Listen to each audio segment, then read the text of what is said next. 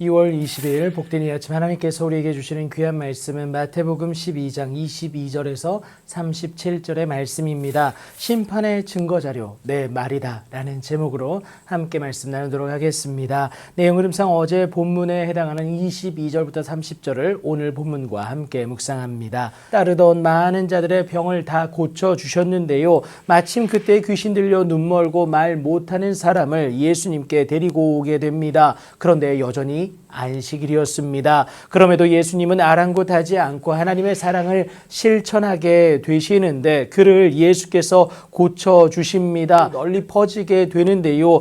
예수님을 죽이려고 공모하던 바리새인들에게도 전해지게 됩니다. 그래서 이가 귀신의 왕 바알세불을 힘입지 않고서는 귀신을 쫓아낼 수가 없다라고 비난하는 방향으로 그 가닥을 잡게 됩니다. 자신들보다 월등한 예수님에 대한 경계였고요. 사람들의 마음이 예수님을 향할 것에 대한 두려움 때문이었음을 우리가 알 수가 있습니다. 예수님은 그런 바리새인들의 의도를 아시고는 말씀하시는 것이 오늘 본문 25절부터 27절에 이르기까지 나오게 됩니다. 그렇게 예수님은 이것을 통하여서 바알세불을 힘입은 것이 아니라 성령 하나님에 의해서 이것이 가능한 것을 분명히 밝히게 되십니다. 이로 인해 이 세상을 주권자로 다스리고 통치하시는 하나님의 나라가 이미 우리에게 임하는 것을 보아 누리게 됨을 다시 한번 증명하신 것이죠. 이 모든 것을 더욱 이해하기 쉽게 비유로 설명하시는데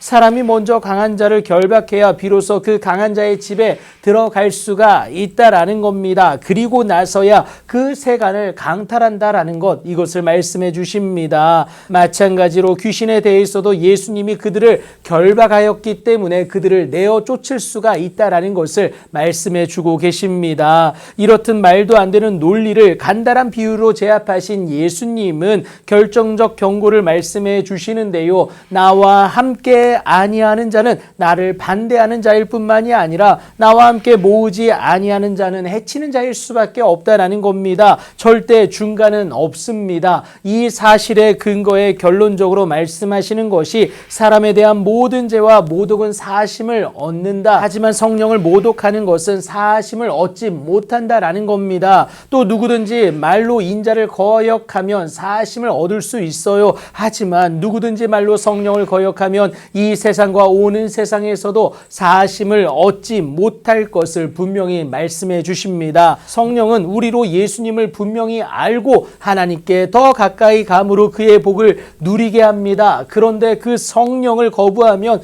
여러분 따져볼 것도 없이 멸망일 수밖에 없지 않습니까? 그 사심을 더는 기대할 수가 없다라는 것 우리가 잊지 말아야 합니다. 이 때문에 예수님은 그 열매로 나무를 알게 되어짐을 분명히 말씀해 주십니다. 그래서 여러분 오늘도 분명하고 또 선명해야 하는 이유다라는 거예요. 절대 주님 앞에 감추일 수 있는 것은 없습니다. 이를 위해 준비되어져야 하는 것이 있는데요. 바로 우리가 악한 상황에서 선한 말을 낼 수가 없다라는 겁니다. 마음에 가득한 것이 입으로 말하여짐이기 때문에 그런데요. 선한 사람은 그 쌓은 선에서 선한 것을 말하고요. 악한 사람은 그 쌓은 악에서 악한 것을 낸다라는 겁니다. 여러분 이것이 무엇이겠어요? 말이다라는 겁니다. 마음에 쌓아둔 결과물이 말로 나온다라는 것이죠. 그래서 남에게 피해를 주는 것 같지 않는 무슨 무익한 말을 하든지 여러분 기억해야 될 것은 심판날에 이것에 대하여 신문을 받게 된다라는 겁니다.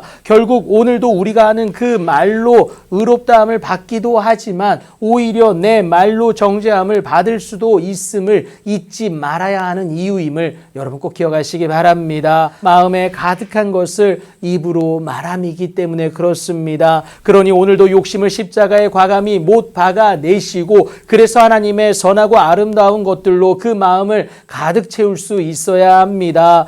그리하면 하나님의 놀라운 일들 곧 구원의 기쁨은 저와 여러분의 입술을 통하여서 놀랍도록 전하여지고 또 우리의 삶에 가득 부어질 것이기 때문에 그렇습니다. 세상은 그런 우리를 통하여서 하나님께로 나아가지 않겠습니까? 그 놀라운 은혜와 능력을 누리고 또 전달하는 통로로서 복되게 쓰임받는 여러분들의 오늘의 삶이 되길 예수님의 이름으로 축복합니다.